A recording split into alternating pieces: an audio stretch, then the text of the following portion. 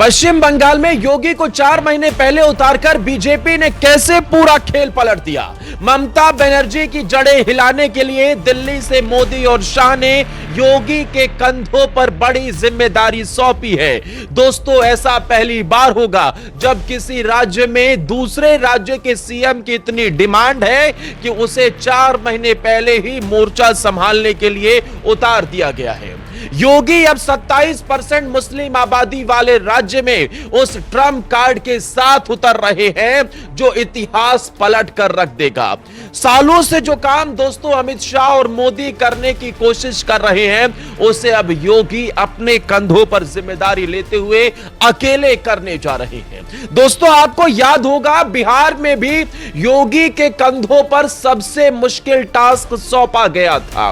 वो टास्क जो अगर किसी और नेता को सौंप दिया जाता तो शायद वो हाथ खड़े कर देता, लेकिन योगी आदित्यनाथ ने बिहार में 10 दिन में 31 रैलियां करके पूरा खेल पलट कर रख दिया था, या यूं कहे कि हारी हुई बाजी को पलट दिया था। और अब बंगाल में योगी वही करने वाले हैं। बंगाल फतेह के लिए योगी आदित्यनाथ का क्या प्लान है और कैसे अब बीजेपी योगी के सहारे बंगाल फतेह का मूड बना चुकी है, और अब योगी कैसे बिहार वाला मास्टर कार्ड बंगाल में चलने जा रहे हैं, दोस्तों ये आपको बताते हैं। लेकिन क्या इस बार बंगाल में बीजेपी की सरकार बनने वाली है, और क्या आपको लगता है कि योगी बंगाल में भी बड़ा खेल कर देंगे, योगी के सहारे ही बीजेपी जीत पाएगी? कमेंट में अपनी राय जरूर आप बताइएगा, क्योंकि दोस्तों बिहार में आपको याद होगा सीमांचल और साथ ही मिथिलांचल ये बीजेपी के लिए टेढ़ी खीर हर बार साबित होते हैं। लेकिन इस बार योगी आदित्यनाथ के कंधों पर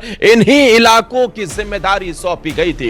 योगी ने 31 रैलियां की हैं, आप जानते हैं, और 31 में से उन्होंने ज्यादातर सीटों पर जीत दिलाई है। करीब 27-28 सीटों पर उन्होंने जीत दिला दी, जिसके चलते बिहार में योगी का स्ट्राइक रेट 90% रहा। जब बाकी सीएम या फिर बाकी जो नेता थे उनका स्ट्राइक रेट 70-80% था, तब योगी ने उस मौके पर भी 90% स्ट्राइक रेट हासिल कर वो नंबर 1 नेता बन गए थे।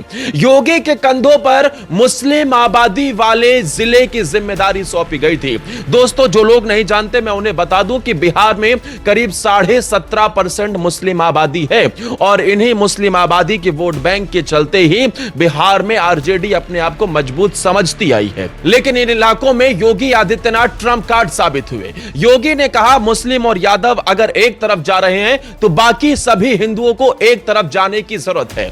योगी आदित्यनाथ का अप्पू टप्पू और पप्पू का नारा भी बहुत चर्चा में आ गया था, और उसके बाद विपक्ष के नेता उसी में ही उलझ कर रख गए थे। दूसरी तरफ योगी की आक्रामक शैली, उत्तर प्रदेश में किए गए काम ने वहां पर बड़ा खेल कर दिया था।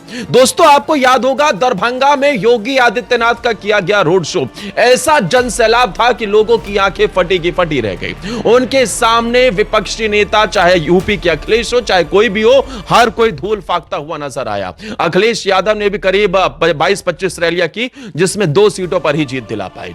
अब उत्तर प्रदेश वाले योगी आदित्यनाथ बिहार में जाकर खेल करते हैं, तो क्या वो बंगाल में भी कर पाएंगे? यह सवाल हर किसी के जहन में है। आपको इसके लिए सबसे पहले बंगाल को समझना पड़ेगा। दोस्तों, बंगाल विधानसभा चुनाव बीजेपी के लिए जीतना सालों से, दशकों से टेढ़ी खीर साबित हुआ है।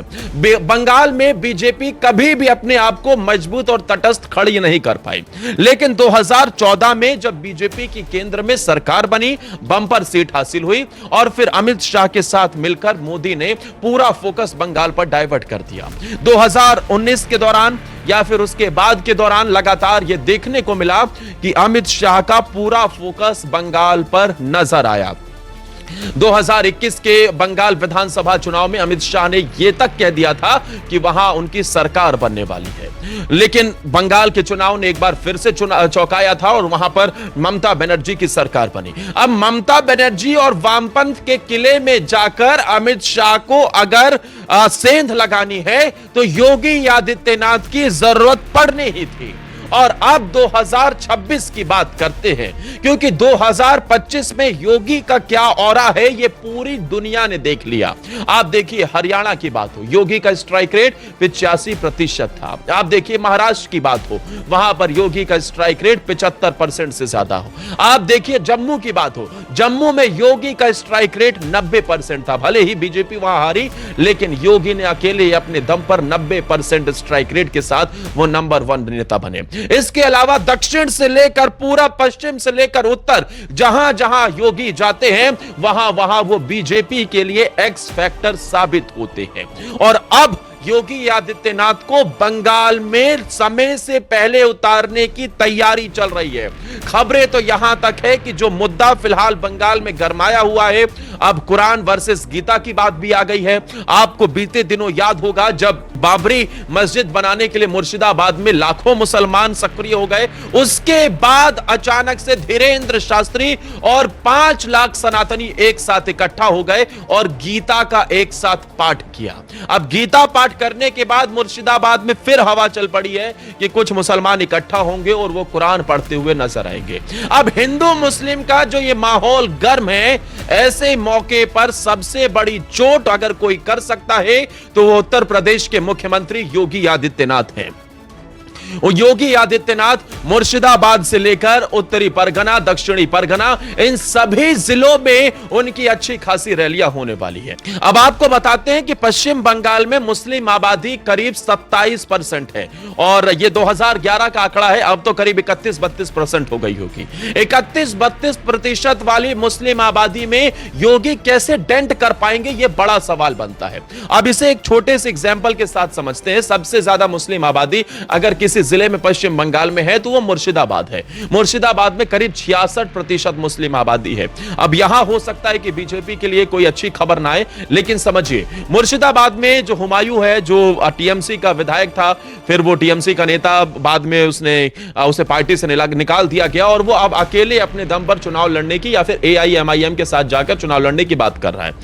अगर मुर्शिदाबाद के अंदर हुमायूं चुनाव लड़ता है, टीएमसी का कैंडिडेट भी होगा, एआईएमआईएम का भी कैंडिडेट होगा, तो ये तीनों ही पार्टियों के जो मुस्लिम वोटर है वो कुछ इधर और कुछ इधर, इस तरीके से वो कट जाएंगे। तो बाकी बचे जो 66 के बाद आप लगा लीजिए 66, 70, 34% जो हिंदू आबादी है उसे टारगेट करने का काम योगी करेंगे। योगी सिर्फ एक ही नारा देंगे कि भैया एकजुट हो जाओ, हिंदुओं को एकजुट होकर एक तरफ वोट करना है।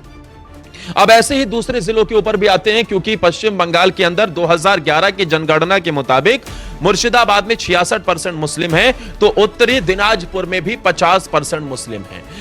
पश्चिम बंगाल में 2-3 जिले ऐसे हैं जहां ये आबादी मुसलमानों की करीब 50% के आसपास है। मालदा, बहरामपुर, बीरभूम, मुर्शिदाबाद। और इन इलाकों में भी योगी अगर हिंदुओं के वोट एकजुट कर लेते हैं, अगर एआईएमआईएम यहां पर भी मजबूती से चुनाव लड़ती है, तो टीएमसी के वोट कटने फिक्स हैं। और अगर पश्चिम बंगाल के अंदर ममता के वोट ओवैसी ने काट दिए तो फायदा बीजेपी उठा लेगी और योगी हिंदुओं को एकजुट करने में सफल हो गए तो इतिहास के पन्नों में बीजेपी की सरकार 2026 में नई कहानी लिख दी जाएगी। दोस्तों अब समझिए जरा किस तरीके से योगी आदित्यनाथ चोट करते हैं। योगी जब बिहार में उतरे तो उन्होंने सीमांचल और मिथिला की जब जिम्मेदारी संभाली तो आप जहां मुस्लिम आबादी सीमांचल में खासतौर पर डिसाइडिंग है, वहां उन्होंने 31 में से 28 सीटों पर बीजेपी की जीत दिला दी। और कानून व्यवस्था की बात हो, विकास की बात हो, धार्मिक सांस्कृतिक पहचान की बात हो, इन सब मुद्दों पर योगी आदित्यनाथ ने वहां माहौल बनाने का काम किया। अवैध घुसपैठिया, अवैध रोहिंग्याओं के मसले पर भी योगी आदित्यनाथ पूरे देश में स्वीकार्य नेता है। वो समग्र स्वीकार्यता है उनकी। जहां जहां कानून व्यवस्था की बात होती है योगी का नाम आता है। जहां जहां हिंदू सनातनी की बात आती है, अगर कोई ये नेता डंके की चोट पर कह सकता है तो फिर योगी की याद आती है। जहां जहां धार्मिक सांस्कृतिक पहचान की बात आती है तो फिर योगी की बात आती है। और जहां जहां अवैध घुसपैठियों को देश से निकालने की बात हो और उनके ऊपर कार्रवाई की बात हो तो उसमें भी योगी अव्वल दर्जे के नेता नजर आते हैं। अब इन सभी फैक्टर्स को देखते हुए पश्चिम बंगाल में योगी आदित्यनाथ को बीजेपी समय से पहले उतारने की कोशिश करने वाली है। योगी आदित्यनाथ अभी जो मुद्दा गर्म है, पहली बात उस पर जाकर चोट करेंगे, उनकी कुछ रैलियां होंगी और फिर थोड़ा सा ब्रेक लिया जाएगा और फिर योगी को वापस से इलेक्शन से ठीक पहले एक एक्स फैक्टर के तौर पर या फिर यह कहें कि एक स्ट्राइक बैटर के तौर पर जो पावरफुल शॉट खेल सके, जो पांचवें छठे नंबर पर आकर धोनी किया करते थे, आखिरी मौके पर कुछ सिक्सेस लगाना और फिर अपनी टीम को जिताना, वही योगी करते हुए नजर आएंगे। अगर उत्तर प्रदेश के मुख्यमंत्री योगी आदित्यनाथ ने मुद्दों को भुनाने की कोशिश की और थोड़ा सा भी एआईएमआईएम का साथ मिल गया तो समझिए बंगाल में ममता बनर्जी की सरकार खिसकनी तय हो गई है। दोस्तों, क्या आपको लगता है योगी बिहार वाला मास्टर कार्ड बंगाल में चल पाएंगे? क्या बंगाल में बीजेपी की सरकार इस बार बन पाएगी और क्या योगी आदित्यनाथ का जलवा वहां दिखाई देगा? अपनी राय आप हमें कमेंट सेक्शन में जरूर बताइएगा और ऐसी ही वीडियोस के लिए प्लीज दोस्तों हमारे चैनल को सब्सक्राइब कर लेना, बेल आइकॉन प्रेस कर देना और आप हमें अपना समर्थन भी भेज सकते हैं इस वीडियो को लाइक करके। धन्यवाद।